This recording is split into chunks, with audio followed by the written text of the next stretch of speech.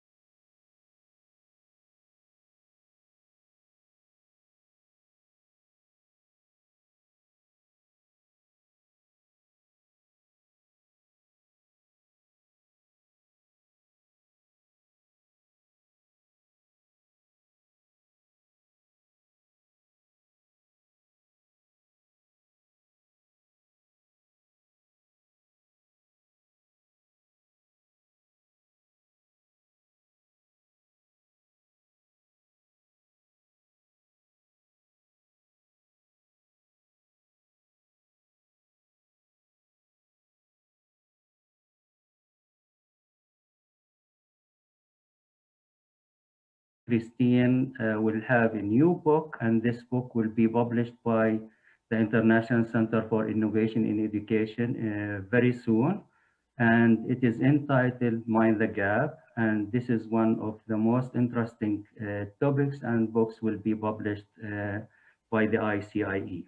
So once again, I would like to welcome my friend Christine and all the participants who join us today to listen to this interesting topic. So the platform is yours. Okay, thank you so much, Taysir, for that wonderful introduction. And I'm so excited that Mind the Gap is going to be published by ICIE. I think this group is just truly amazing. And I have to give a shout out to my colleague, Glenys McQueen-Fuentes. We worked on Mind the Gap together with students one semester. And so keep your eye open for that book when Taysir announces it. So let me share my screen. I do like the fact that Nana said we are being more patient with one another when it comes to the whole idea of technology. So let's see what is happening here. Show the presenter view. There we go. So thank you so much, Taysir, for giving me this opportunity to share a framework that I really believe in. And you can ask my students, I am always telling them, okay, you know what we're going to do? We're going to 3D brief now. So I'm really pleased to be sharing this with all of you across the globe, whether it's in the morning because you're in North America like myself, or in Europe where it's the afternoon and you're putting off your dinner time, or in other parts of the world where it's even later than that. So thank you so much for coming to this event. And I would also like to thank Nana, who is also a dear friend, my Texas roommate when we were in ICIE together, and to both Tazir and Nana for keeping the intellectual drive going during these COVID times where we can't physically see each other, but by giving us these virtual platforms where we can stay active in our minds. So I thank both of them as well as all of you for coming to this event.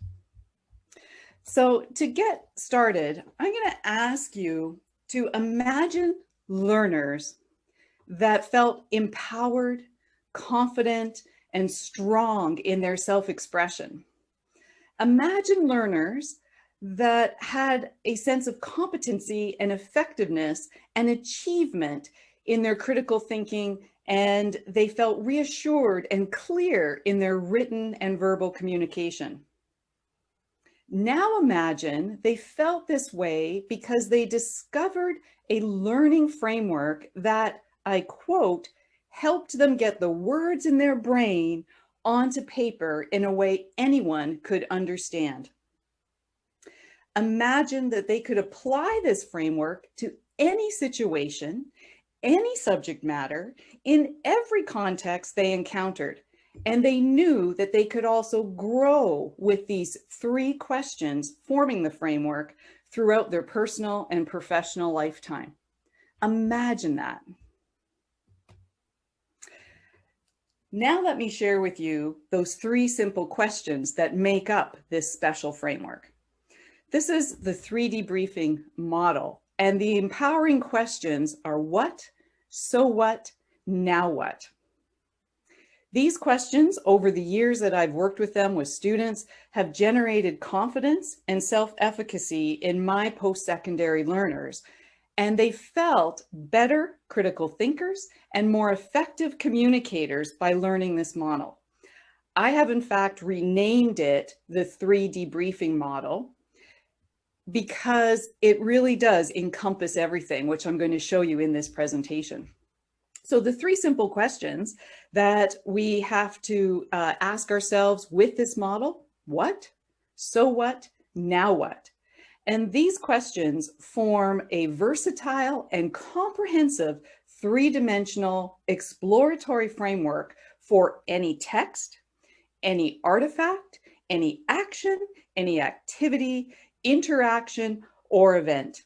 And believe me, I've successfully applied this model to all those things. The model moves from lower order thinking to higher order thinking in a way that is inclusive, in a way that is personally and professionally relevant and responsive to diverse contexts. Rooted in curiosity, courage, and creativity, 3D briefing is an all-encompassing, reliable framework for thinking, communicating, and learning. So before I give you the details about this framework, I'm going to invite you to participate in a brief exercise with me. So if you would, if you could get a piece of paper and a pen, I'm going to give you 1 minute to do an automatic writing exercise. So for automatic writing, what I'm asking you to do is complete the prompt despite everything. But don't worry about spelling, don't worry about grammar, don't worry about structure. Just write what comes to mind with this prompt, despite everything. And I'm going to give you 1 minute to do that, and then we'll move on to the next part of the activity. So Tazir, just so that everyone is included in this activity, would you like to translate just what I'm asking? So a 1 minute automatic writing using the prompt, despite everything. Yes, thank you. بالنسبة للأشخاص اللي باللغة العربية يعني ممكن يعملوا هذا التمرين باستكمال الجملة اللي موجودة أمامنا. يعني برغم كل شيء يمكن ممكن تستكمل هاي الجملة. And I will make the ability to unmute if somebody would like to talk. Okay, so thank you for that, Tazir. I'm going to give you 1 minute. I will time it. So write down, despite everything, and whatever's in your mind, write it down on the paper.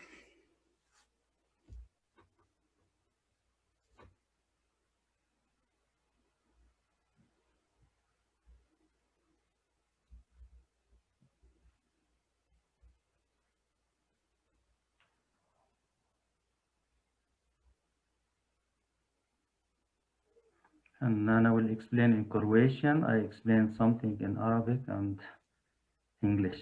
So we have international community today. Wonderful.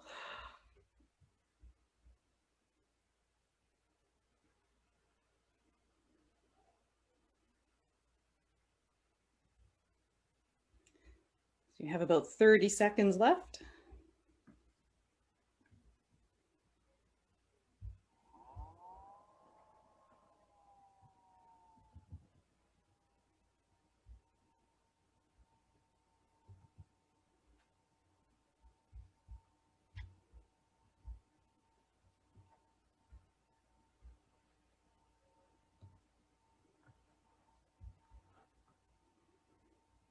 Okay, so just finish the sentence you're working on. And now I'm going to ask you to find a picture that engages you of these 10 images here and focus on that picture. I'm going to play some music from dramasound.com. This is the original work of Gato Rafael Fuentes. And at the end of the music, it's about 2 minutes. So focus on a picture. You'll do automatic writing again with the same prompt, despite everything. But this time you're going to find a picture that engages you and also listen to the music. So hopefully the music will play. I've embedded it. So once you find an image, focus on it a little bit, listen to the music, and then start writing. And when the music is over, that's when your writing will be done. So Tazir, would you like to explain that, or should I just go ahead? You go ahead. Go ahead? Okay. Yes.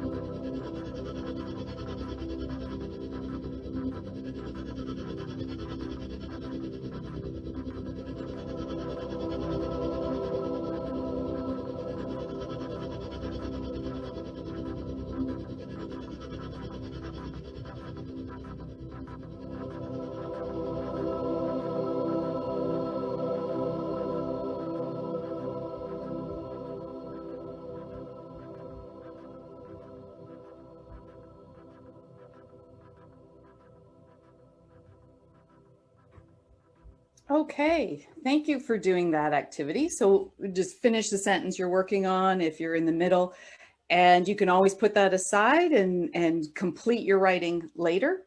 So with that activity, we're going to come back to it later, so put it aside for now. And again, thank you to Drama Sound for that original music. And now I'm going to return to the 3D briefing model and explain how it developed as such an all-encompassing framework to present to all learners, no matter what subject or age group you're teaching. So the debriefing model consists of 3 questions: what, so what, now what, and it originated in paramedic training. So the idea of these 3 questions is not something that I came up with. It was how a lot of medical professionals get their training and their reflective practice. And this actually explains a lot about the model's efficiency and effectiveness, because let's think about it. Medical professionals must assess a patient in a systematic, thorough manner. So a patient comes in to the ER and the medical professional has to think about, what are the patient's symptoms? So what is the meaning of those symptoms? Now what might they do to cure those symptoms and save the patient? Our health and our well-being depends on these medical professionals answering these 3 questions carefully, methodically, and completely to the best of their ability. Each question builds on the answer of the previous question, working from exploration through diagnostic and analysis to finally generating an action step in order to save the patient. So the idea of it coming from paramedic training makes a lot of sense. Now, I first encountered the 3D briefing model in the late 1990s at a creativity workshop, where it was used as a way of providing feedback after an activity. And business professionals use this as a way of performance evaluation. What, so what, now what was aligned with like, dislike, and change. And this was the way you would give feedback for an activity, for a performance, or any sort of action. So what did you like? What did you dislike? And now what would you change? Now this application to me encouraged people to think in a no but attitude, rather than a more constructive yes and approach. And sometimes we can be negative in almost a very habitual way. So I didn't really like the idea that even if you didn't dislike something, you were encouraged to find something negative about an activity or event. So that didn't really sit well with me. And the other thing was that I observed that by aligning what, so what, now what with the more familiar like, dislike, change, the debriefing was often unproductive, it was insincere, sometimes it was vicious, and always it was brief because people just wanted to move on. They didn't want to stay in that realm where possibly some very negative things could be said, even if it wasn't really what you meant. But the idea of disliking and changing was, for some reason, sliding towards this no but idea. So I decided to drop and never use the like, dislike, change alignment with it. But I did like the simplicity of the repetition and what I thought was, in a way, kind of rhythmic and poetic of what, so what, now what. So the idea of the no but was just something, I didn't want to take forward. So it wasn't until the early 2000s that I realized the value and rich potential of these 3 questions as a reflective framework when I was teaching. And this actually happened when I was teaching in Israel in 2001. and a lesson that I thought was wonderful went terribly wrong.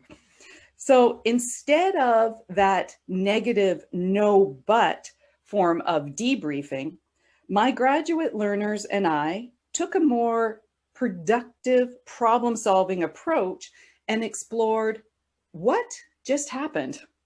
So what is the significance of this? And now what can I and we learn from this for next time? What this actually did was it made us come together as individual learners, but also as collective learners. And we all took responsibility for what we could do next time and to move this forward in a positive way. What I found was that the process repeatedly gave learners control over the content.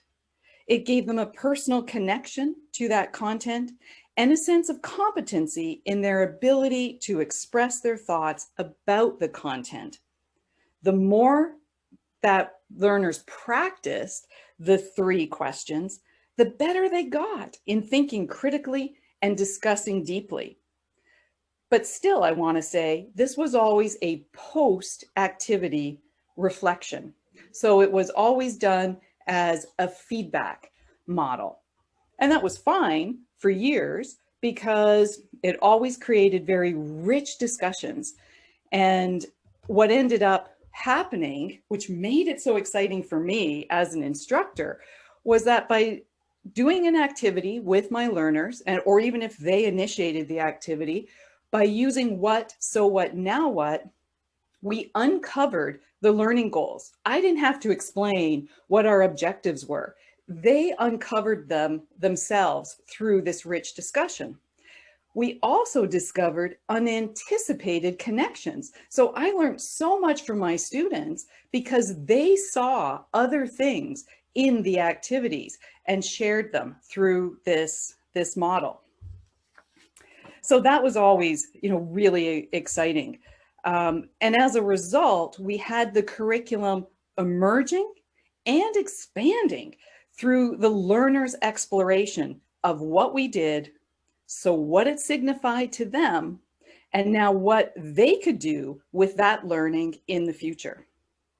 It was clear that what, so what, now what provided a model of how to use the mind, and it gave legitimacy to guesses and wild ideas, uncertain hunches, ambiguous intuitions, and meandering images by providing an organized framework for the articulation and sharing of those internal processes with others. But I still used it as a post or reflective inquiry tool for learning.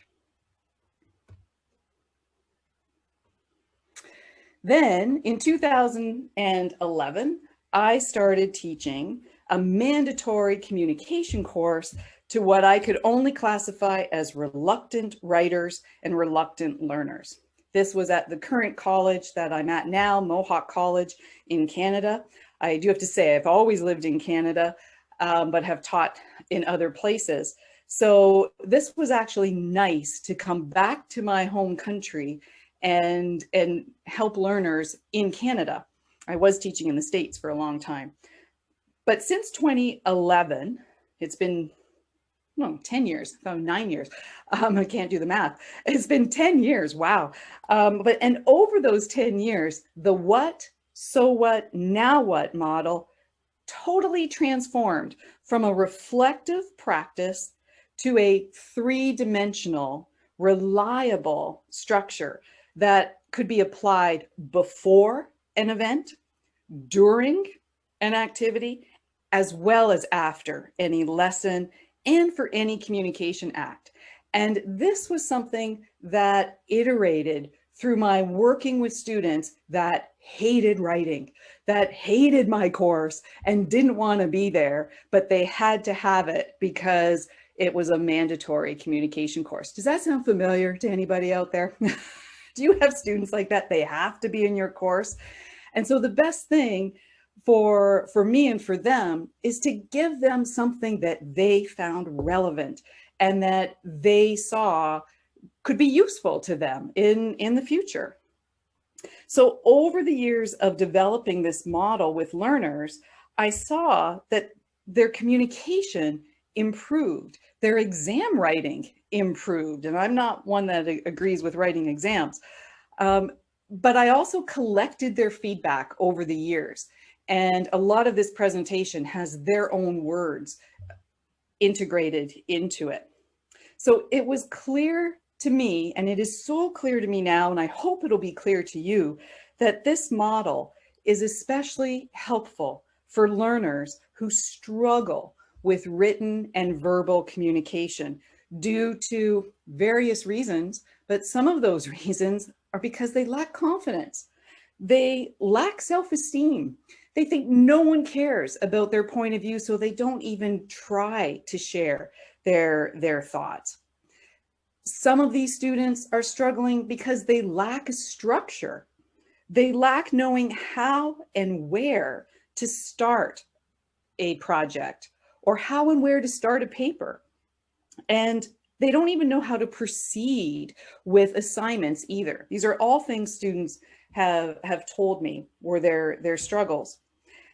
And also, like maybe you and I, some of them fear the blank page. Seeing a blank page staring at them, they have no idea where to start. They have no idea to organize, as the quote I used at the beginning, the thoughts in their head and how to put them down on paper so that people can understand them. So let's get into details. This chart shows how 3D briefing takes thinking from a seedling of an idea to a full-grown concept because it mirrors the way the brain problem solves, from clarifying the source to analyzing and developing ideas to finally generating new thinking and action steps. So this is the model right here, but I'm going to break it down for us and take one column at a time. So starting with the what. The what category asks for the facts that everyone can observe and identify and agree on. At this level of questioning, there really are no right there will be right or wrong answers, okay? And of course, every situation is unique, but for the most part, when we're dealing with the what question in the 3D briefing model, we all have to agree. So we're looking for facts, we're looking for statistics, empirical observations.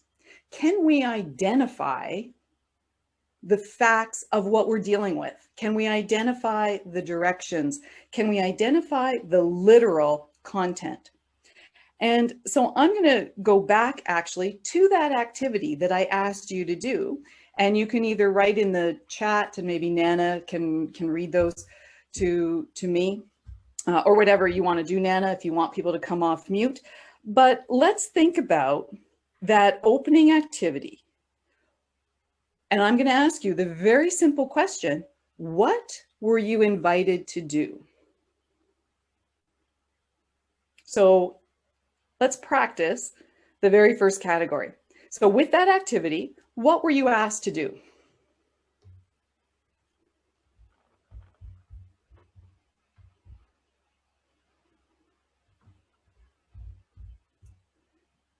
Any responses? Yep, we were asked to complete a phrase. Haido, okay. Samara. Exactly, yep.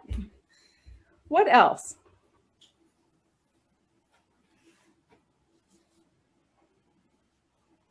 We were asked to listen to a music and say what we would feel.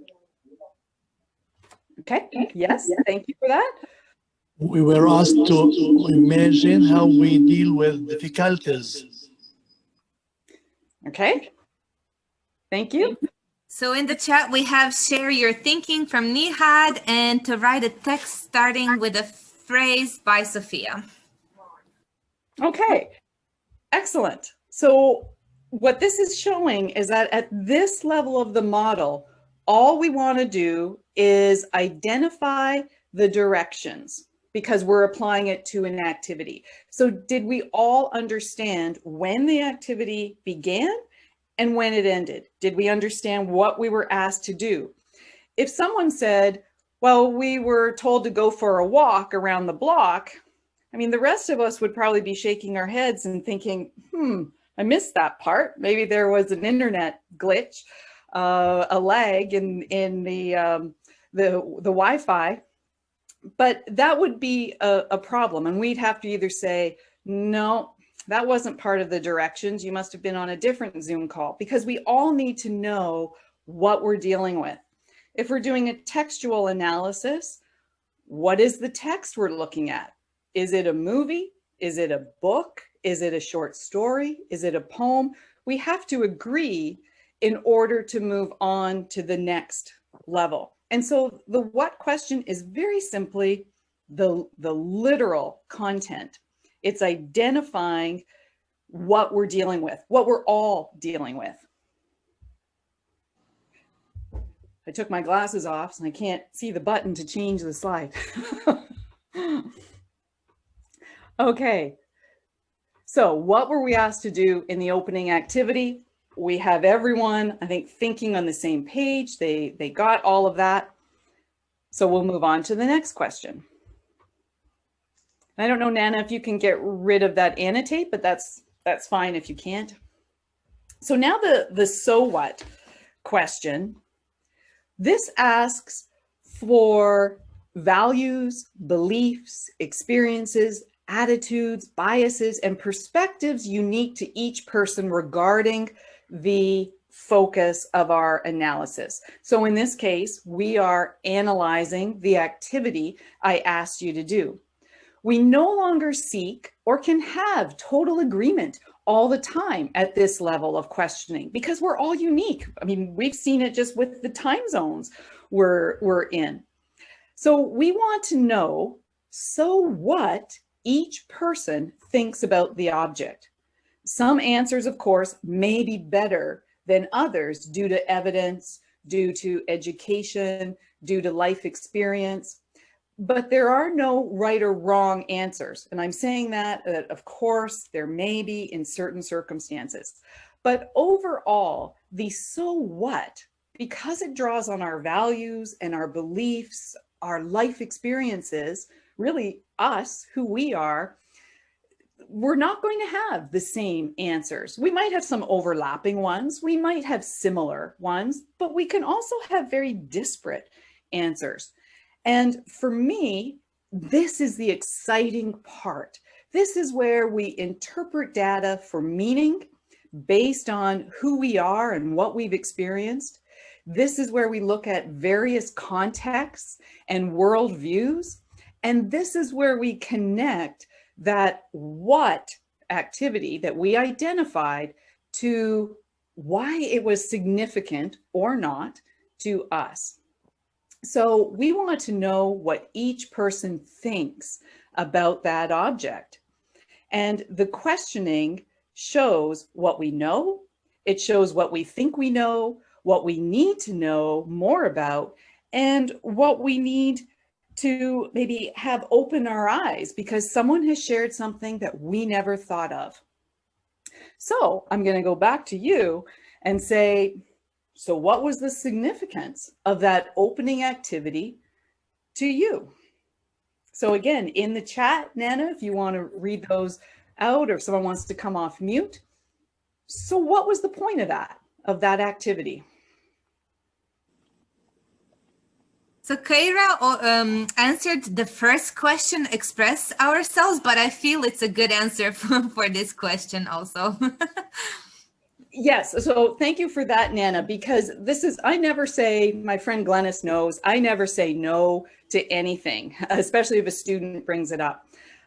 However, when we do the 3D briefing model, if a student said under the what category, we were expressing ourselves, we were building community, then I always say, let's hold on to that thought, because that's for the next category. Right now, we are just identifying facts. And that's important because you want to make sure that everyone identifies the facts of what we're working with. Because if they don't identify it, then we can't deal with it in this category, because this category is the rich analysis and discussion and application category. So you're absolutely right, Nana. The idea of expressing ourselves falls in this category. And that's important because a lot of students will jump automatically to what the significance is, but they haven't even identified that they're dealing with a poem. And if they don't identify they're dealing with a poem, they're actually going to leave some discussion points on the table. So the idea of expression, the meaning, that is for this category. So what else do we have, Nana? We have Glennis saying that it made her think deeply about what despite means and situate her in present pandemic reality. Okay, thank you for that. Then we have Sophia, who said that it was an icebreaker. And Maher, who said it was identifying issues. And Rana, engagement is important. Besides, this activity encourages creativity and gives the legitimacy for to be different, not to be to give our own interpretation. Yes, yes, exactly.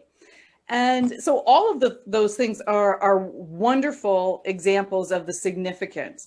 Now, we also have to give room for maybe someone who didn't find it that meaningful at all, because that can also be a very fruitful discussion in the so what category. Someone that says, well, you know, the music was really off-putting.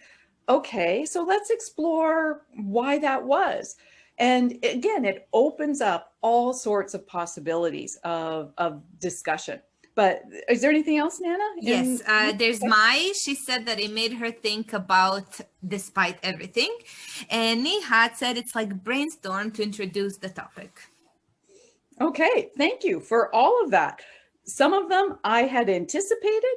Others I'm going, oh, I'm going to write that down because yes. And so that's where this is demonstrating to you what was happening with my students. The idea of they were emerging my curriculum and my outcomes, but then they were also expanding it because things I hadn't even thought of were things that people were mentioning because of their values, their beliefs, their attitudes, their assumptions, their own experiences with maybe similar activities. Someone said it was an icebreaker. So if you have a lot of experiences with icebreakers and someone else doesn't, you would also have more things maybe to say about that. How is this similar or different than other icebreakers?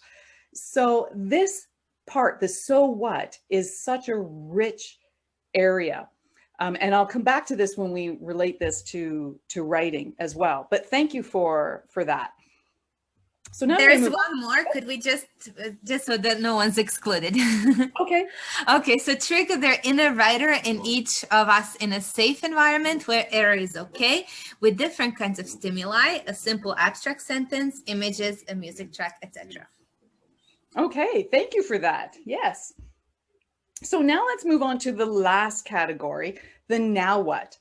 Now what asks us to judge, to reflect, and create new thinking and action steps for the future based on what we have just learned and so what meaning we have put to it.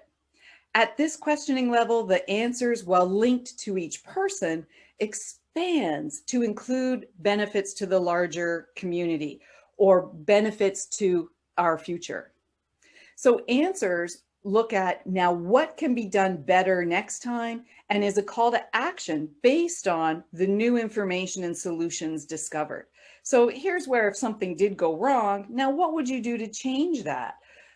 If something went right, now what would you do to make sure that happened again and you replicated it? So here we're reflecting, we're evaluating, that's a better word than judge. I don't know why I use the word judge. We're evaluating, and then we are creating policy and action steps or recommendations for the future. And so we're in the creative realm. So again, I'm going to ask you to think about that opening activity. Now, what did you learn that you might apply to your own context of what you do on a daily basis? Or what did you maybe learn about yourself? What did you learn about others? The now what can become endless.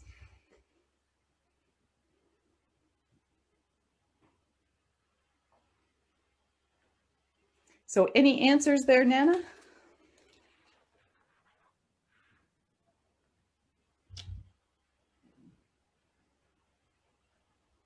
Anticipating and getting ready, says Maher.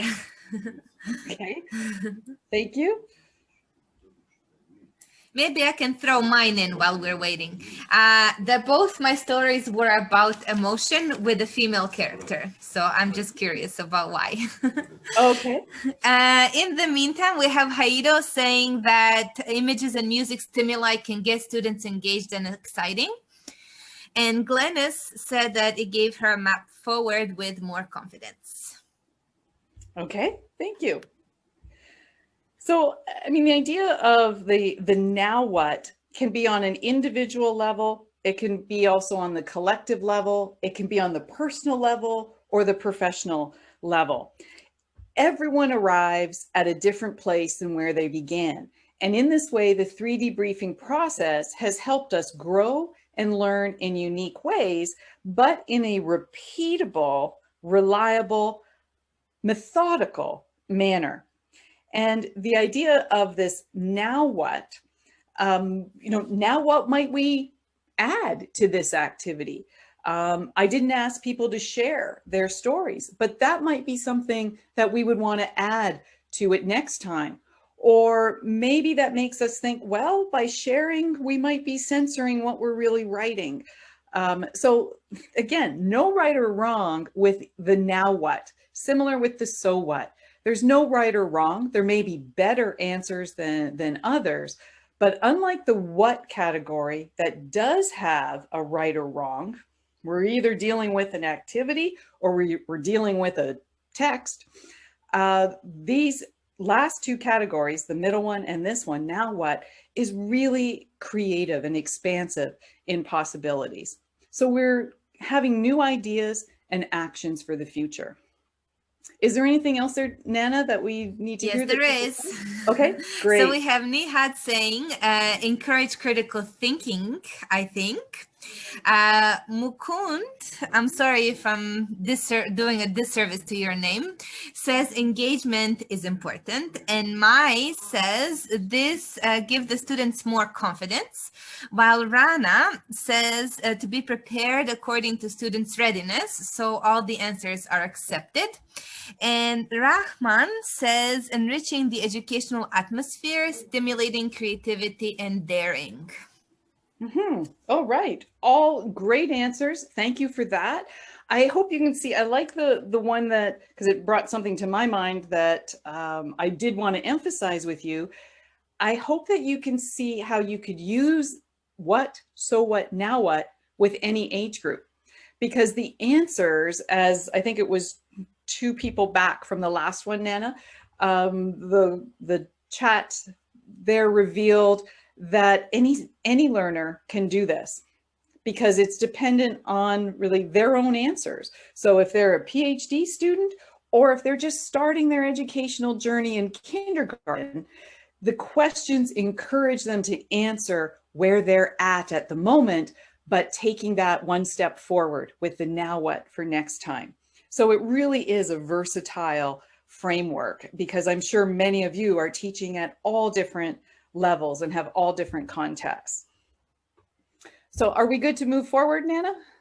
Yeah, we just have Raja saying that it makes you know yourself and Rana saying to encourage imagination.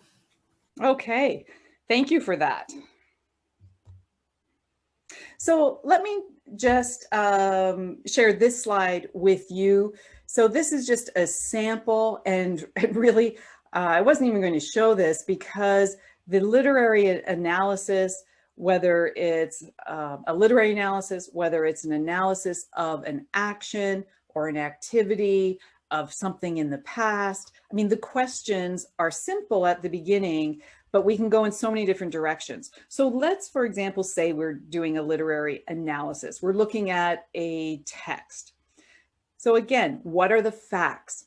So we need to identify what the text is. Is it a novel or is it a book of poetry? What is it about? Who is the author? Who is the publisher? When was it published? All of these factual questions are significant. And the more we identify facts that we can put our finger on, that we can agree on, then the richer the so what is the significance of all these facts going to be. And what we're actually doing in each of these steps is we're doing divergent thinking. We're creating long lists of facts. Then when we move to the so what is the significance, we're again divergent thinking. What are all the possible meanings or importances around those facts? And then of course, converging, because if we do the divergent thinking correctly, we will have so many ideas and we can't possibly deal with them all. So then we need other tools, which is maybe part of another talk, on how you take all these brainstormed facts and significances and narrow them down to something you can work with in a manageable way.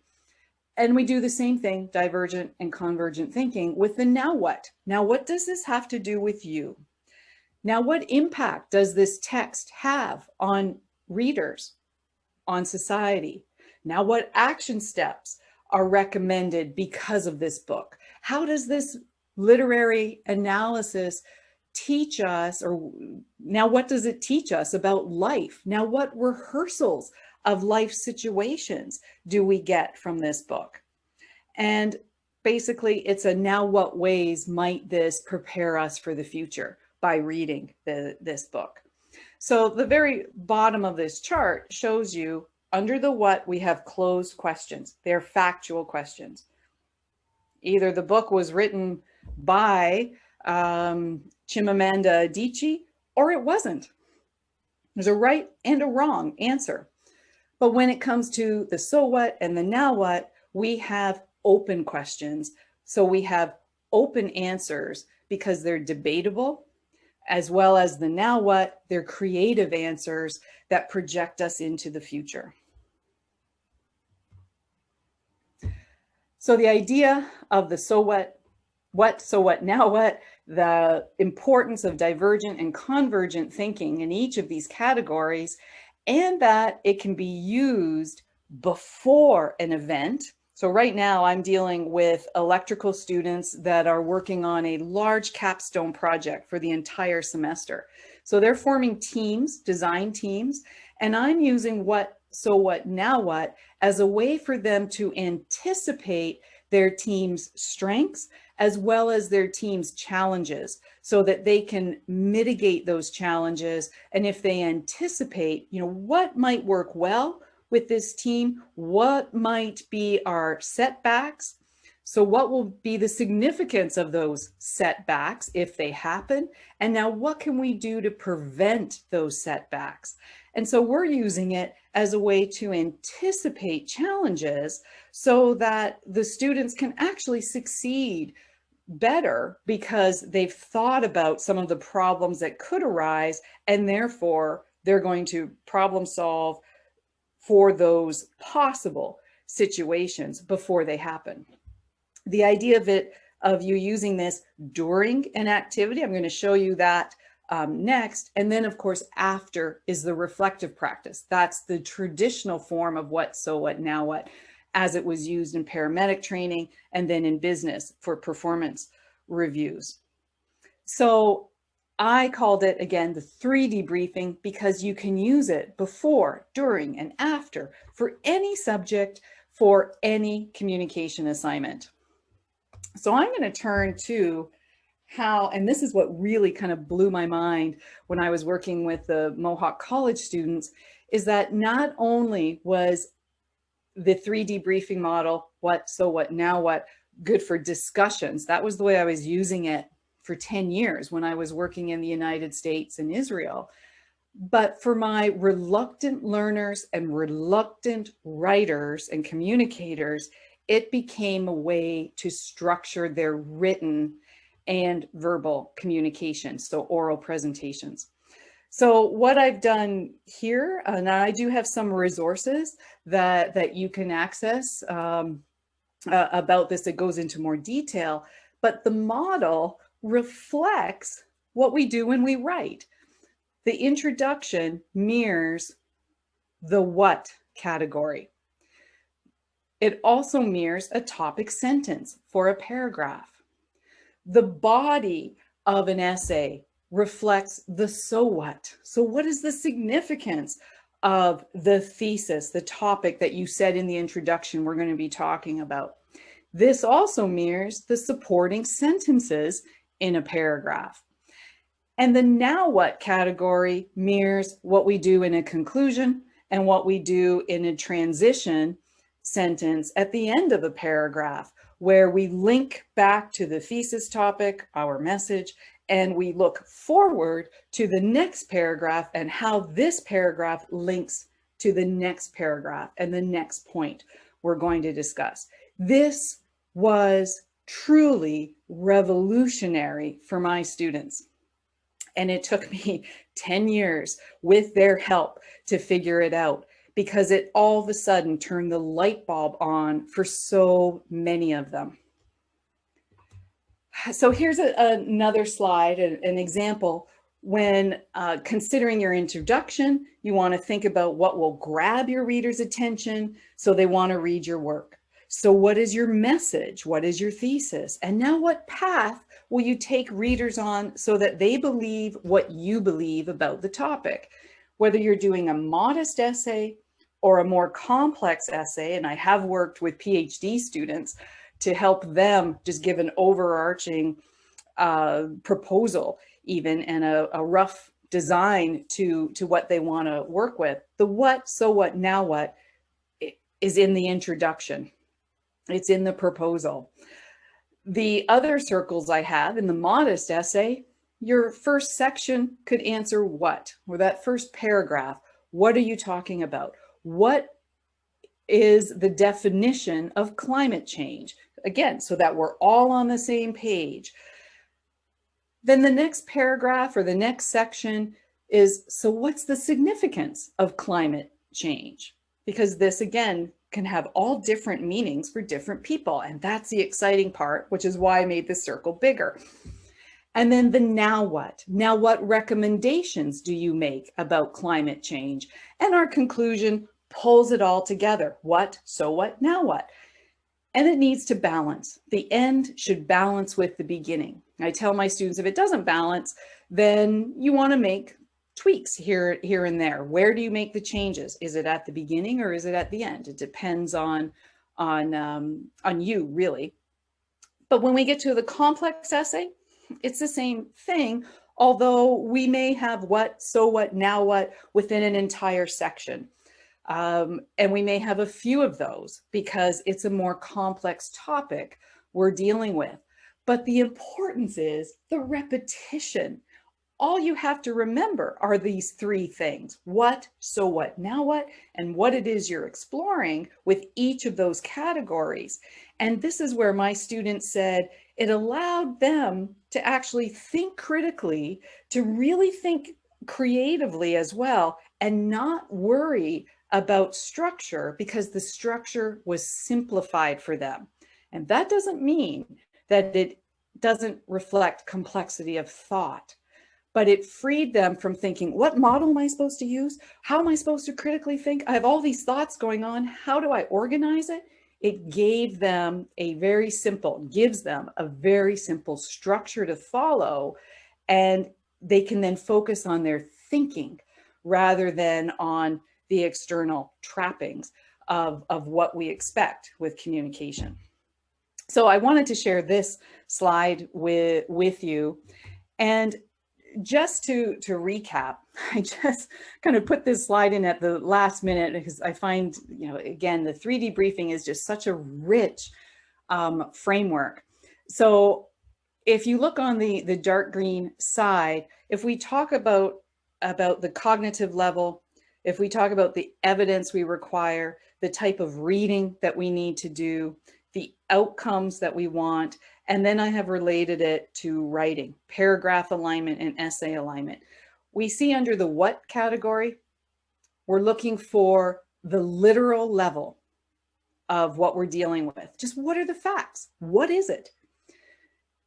The evidence is going to be empirical. We will probably all be in agreement that this is a book versus this is a movie. There may be some issues in translation. That's not a bad thing. That just means we're going to have a bit of a discussion beforehand. But we do want to be on the same page so that we can move to the more significant body of our thinking, which is the so what, and that we're talking about the same things, because in the so what, that's where we're going to have the differences and the uniqueness because of our uniqueness. So with the what category, the type of reading we're doing is an on the line. It's the denotation meaning of the words. The outcomes will be convergent information. Okay, we'll be able to pinpoint. There's very little, we may have a lot in our list, but there is very little creative thinking here. It's factual. For a paragraph alignment, I will repeat, it's the topic sentence. For the essay, it's the introduction. When we move to the so what, we're now analytically looking at the object. The evidence is going to be based on our values, beliefs, our knowledge, our prior experience and education, okay? It's a between the lines reading. Now we're trying to connect things and we're interpreting things, and this is so rich. So we have divergent interpretations.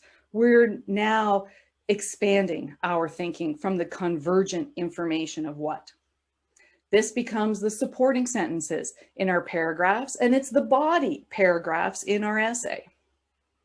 With now what, we're in the evaluative level, and I should have added here the creative level, because we're looking for future actions and solutions. It's a beyond the lines reading. It's the hope for the future. It's the possible solutions to the problems identified in the what category. We'll have differentiated actions, divergent actions, again, because it's based on our values and beliefs that we drew on in the so what. In the paragraph, this becomes our transition sentences, linking one idea to another idea. In the essay, if we want to think big picture, it's the conclusion. Now, what was the point of reading that? What do you want me to do with this information? It's the call to action. So I'm really excited about this model. I have been for a long time. My students hear me saying after everything we do, okay, it's time to 3D brief. And by the end of a semester, they know exactly what that means. And I do want to share some of the feedback that students have written about unprompted. I usually ask students to pick 3 things that resonate with them that they've learned during a course and why. They're doing the what, so what, now what. And so I have hundreds of these. And I'm just going to share what some of them have said from my last semester. And one student here writes, it makes me feel more capable as a writer. I use it in all my courses to improve my critical thinking. So I deal with students that are coming from engineering, from business, from design classes, graphic design, from the social sciences, the health field, and to say that they use this in all their courses is so exciting. It allows me to confidently resolve important issues because I now feel confident in presenting my point of view and feel prepared to tackle problems, including world peace.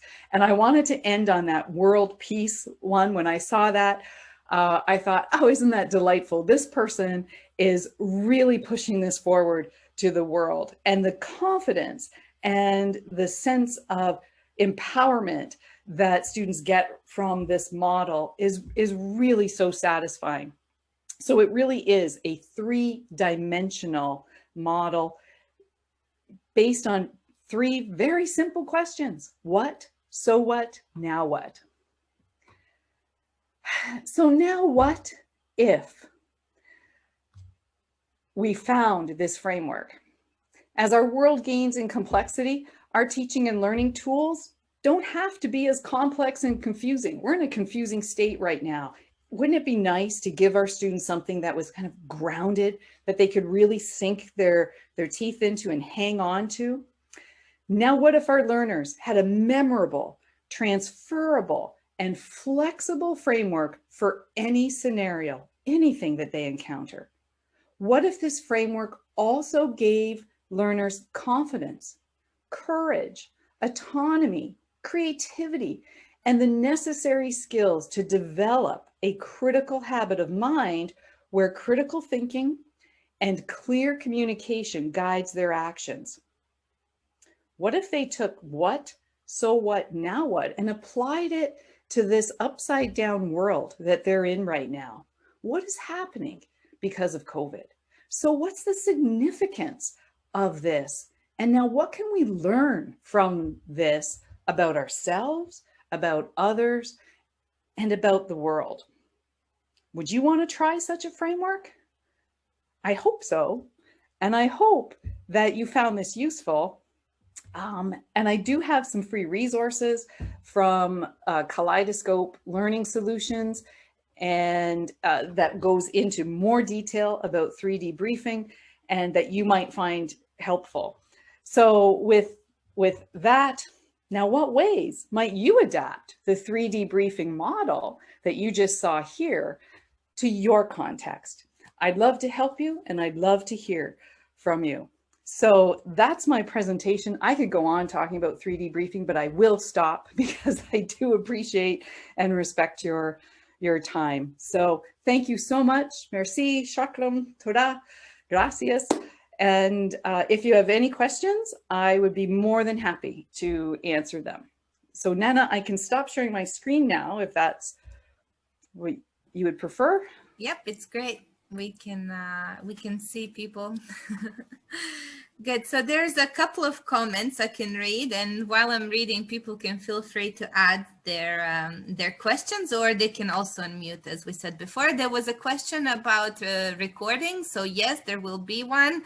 Ahmad is handling the ICIE YouTube channel. Maybe you can drop in the link for people. There's Connie's website from last week here already, and this one will be available soon as well. And also, Etty mentioned that it's similar to visible thinking routine, See, Think, Wonder from Harvard. And Ahmad just dropped a link in the chat for everybody who are interested. Maher is thanking you. So is Viviana. Yeah, Rana.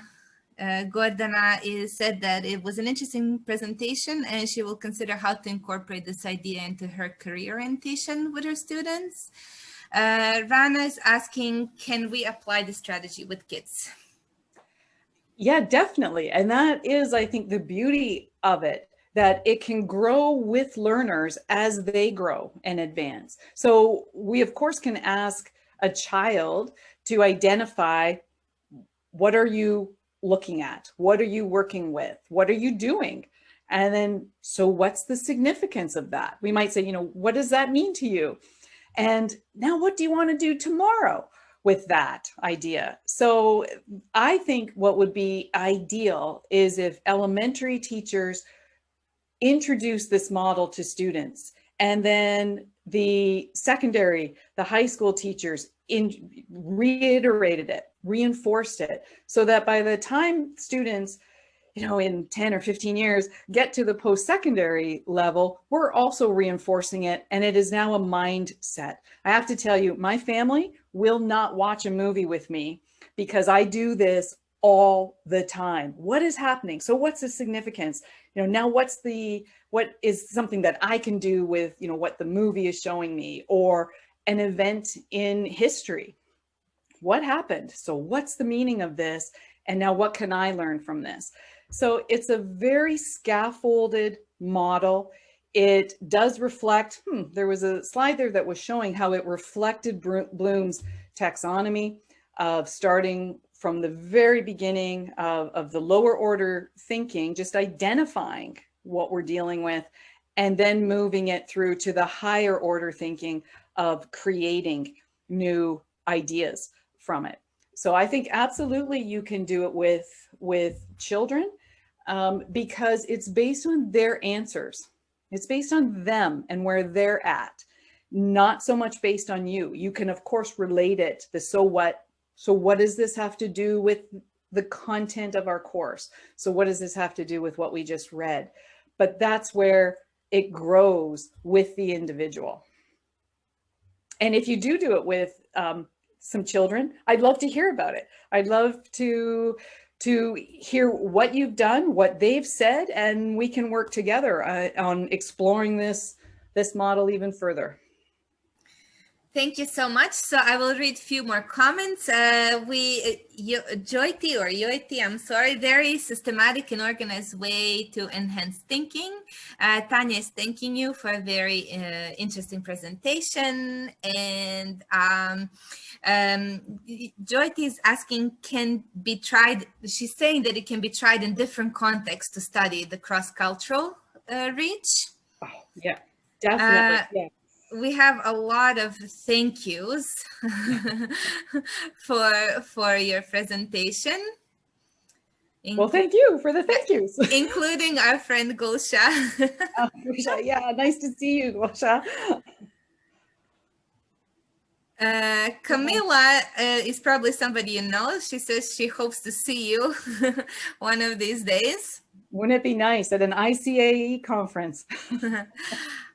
People are saying it was very useful, that it was amazing presentation. I think I saw something about groups.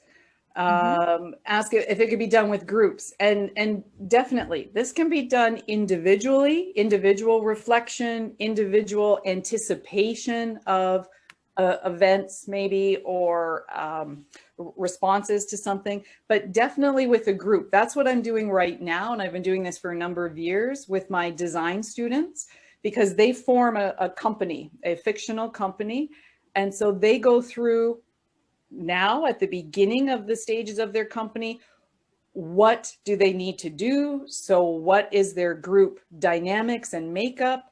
And now this is where they're anticipating some issues or not, some strengths or not. And then at the end, they're going to reflect on what happened in that group. But my hope with the group reflection is that by just even stopping them before they get started, they can mitigate some of the conflict and resistance that there may be because they are diverse people coming together in this forced environment. So it definitely works with a group. It can be used for discussions. That's how I first started with this, using it just as a discussion forum. And then, as I said, it was my students that struggled with writing that showed me that, oh, wait a minute, there's something here in the more formal sense of using it as a writing tactic, as a critical thinking model. So hence why three-dimensional. It can be used. I use it all the time. My friend Glennis will tell you, I use it all the time for everything. If I'm writing a government report, if I'm writing a grant proposal, if even I'm writing something creative, if I'm trying to work on my novel, I will think about what, so what, now what. Okay, thank you. And so Nihat said that we can draw pictures like after and before, but there's also a question here, but I can't read Arabic, so I can't tell your name, I'm sorry. But it says, is it something that you apply alone, or is it something that's followed by your college, or by your school, but by your college? What's the political answer? Now what, so what, now what? I would love it if my school followed it. My school is very large. However, there are a number of faculty that I have shared this with during presentations. They've tried it. So there are a number of us that use it in my department, communications department. So they do, some of them do. I also know that there are some people in the business school that follow it as well as the reflective format. And then I also know in our health sciences program that the instructors, when they're teaching the clinical courses, that they use it. Because remember, it started from paramedic training. So they're actually very thrilled that in my communications course, I'm using it because that prepares their students all the better for when they get to those advanced classes. So my school has, something like, maybe this is small compared to some of your schools, but 25,000 students. I would love it if they all did this, but maybe there's 5,000 that do it. Gusha, was that your daughter? Yes. Yeah, cute. Yes. Darian says hello to her. Oh, there. Hi, Darian. Hi, Daviashi. Sorry. Okay, so we have 2 more questions. Rugoya is asking, is this the same way of pre and while post? And also, do you have advice for us for a lifetime? For a lifetime. I'm not sure what the first question refers to. Is it the same way of pre, while, post? Does that individual want to elaborate? Maybe they want to, unmute themselves and ask the question or type in. And also, Miriam, if you can also clarify. Yeah. I think they mentioned the before the activity, during the activity, after the activity. As you mentioned, Yeah, so they're the same 3 questions. They don't change. So what are we going to do? That's factual. So what might be the significance of that? Now, what do you hope to get out of the activity? That might be an example, that's just off the top of my head, of doing something before an activity.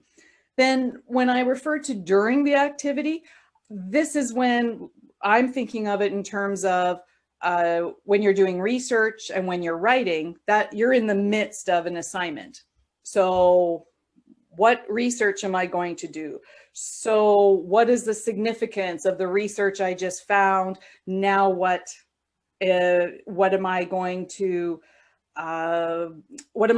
learn from this research that I'm going to put in my essay? That's a during, because you haven't finished the assignment. And that's just, again, on the top of my head.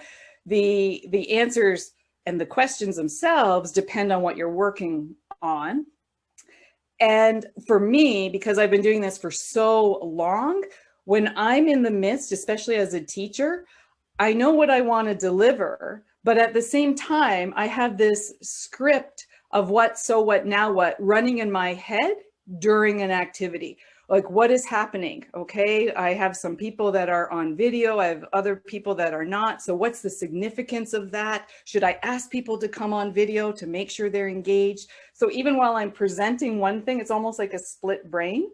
And I think that's what happens when you practice this so much. You can actually run it at the same time as you're doing something else, so that you can modify and adjust to your audience to make sure that they are learning and getting the benefit of it.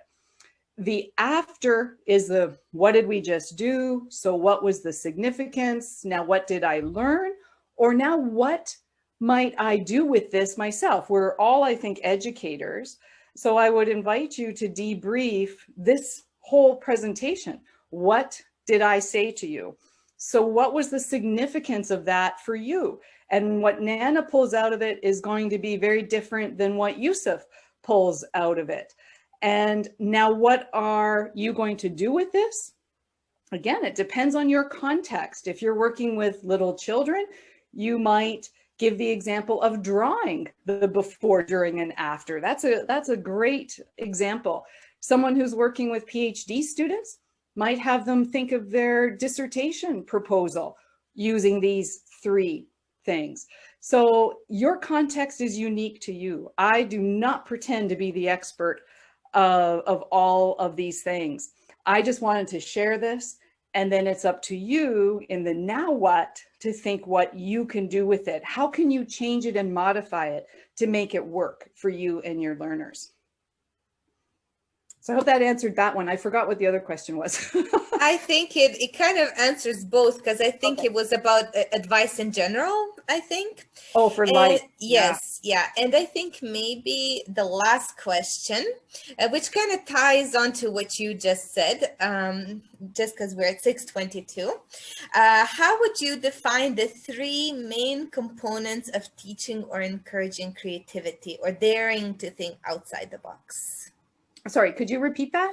Yeah, so how would you define, they say 3, but whatever your steps are about encouraging creativity and daring students to think outside the box, what would you say would be the 3 main components, or a number of components?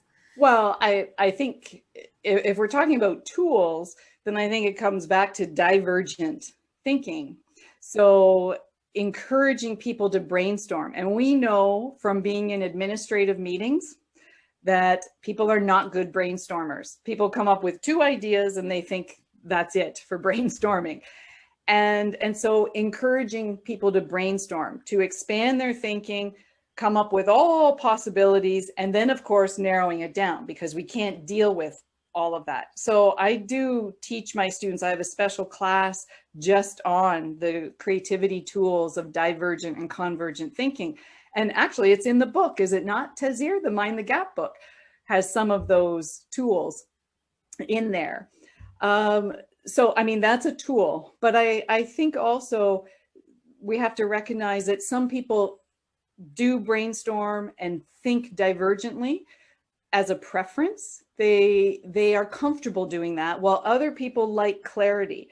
They like to be more of a convergent thinker. So we have to recognize that.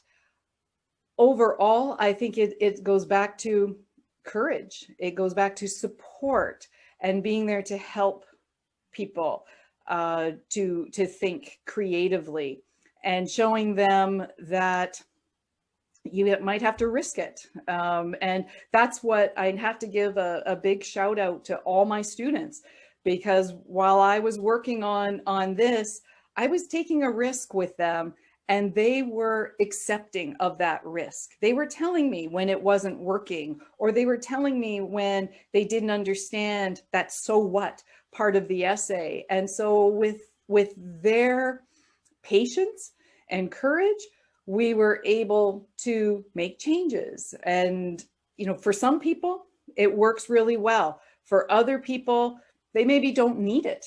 They don't need that structure. But this is where Glennis and I did some work with remedial students. And this model, it also models the fairy tale model. It models the story structure, which, you know, we can go into all of that. And it really worked for these students because it gave them something that they could be comfortable with. Because it was simple. What? So what? Now what? That's all you have to remember. And what you fill in there is based on how far you want to go with it. And that, to the answer of creativity, that may take a little nurturing. I think Glennis can probably say the biggest hurdle that we faced with these students, the remedial students, was that they didn't believe us at first. This was so simple that they didn't believe that's all we wanted, and that we wanted their thoughts. They thought we were going to trick them, that once they did this, we were going to say, no, that's not complex enough. And it took a while for them to trust us that this is all we want, and we want to listen to you. And that went a huge way. That went a long way with them building their confidence that they had something important to say. And if they structured it in a way that they could communicate it, then who were we to say it was wrong? You know, and it was really exciting for us to see that with our students. Great. Thank you, Christine, so much. I'm sure there would be more questions coming up, but I think we should be thanking you so much for your presentation and all the insights. Beautiful and simple, yet super intriguing. Thank you so much for sharing your creativity and all your knowledge with us. I think Tessir said that now all the... Yeah, I will conclude. Yep. First of all, I would like to thank you so much, Christine, for your creative contributions at the international level. And before I proceed with my conclusion, I would like to thank Nana for coordinating this event and Ahmed for promoting this lecture, and everyone managed to take part in the lecture today from different parts of the world, including our friends from Istanbul, Tuzder, Gulsha, and other people. Because there's a group of people watching us from Tuzder now. And as you know, we are interested in gifted education, excellence, and innovative education. And when it comes to differentiation, you have to search for the right model or the right framework.